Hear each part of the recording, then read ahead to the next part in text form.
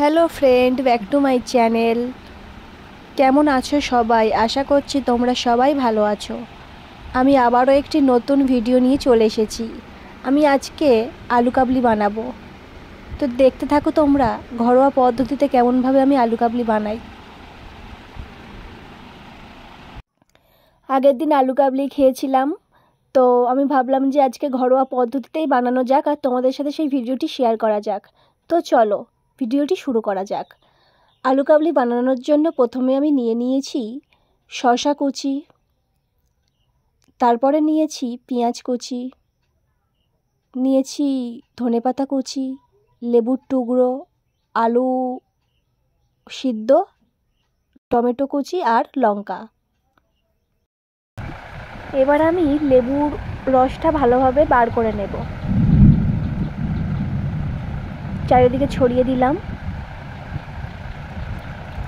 তোমরা যতটা পরিমাণে টক খাবে ঠিক ততটা পরিমাণে লেবুর রস দেবে। আমি এখানে তেঁতুল টক ব্যবহার করিনি। আর তোমরা যে যতটা পরিমাণে ঝাল খাও ঠিক ততটাই ব্যবহার করবে। আমি তো ঝাল কম খাই, তাই আমি কম ঝাল দিয়েছি, তোমরা দেখতেই পাচ্ছ।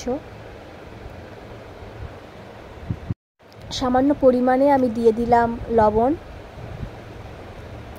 দিয়ে দিলাম জিরে গুঁড়ো, খুব সামান্য দিয়ে দিলাম। এবারে আমি সমস্ত মশলা দিয়ে আলু কাবলিটা ভালোভাবে মাখিয়ে নেব।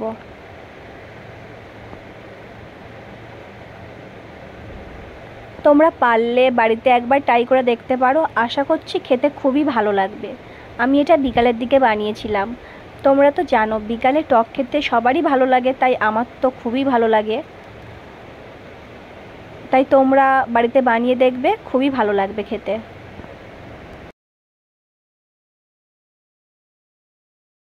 এখানে আমি অল্প পরিমাণে লঙ্কার গুঁড়ো দিয়ে দিয়েছিলাম, তোমরা চাইলে নাও দিতে পারো। এবারে আমি ভালোভাবে মাখিয়ে নিচ্ছি। ভিডিওটি এখানেই শেষ করলাম। ভালো লাগলে লাইক, কমেন্ট, সাবস্ক্রাইব করো।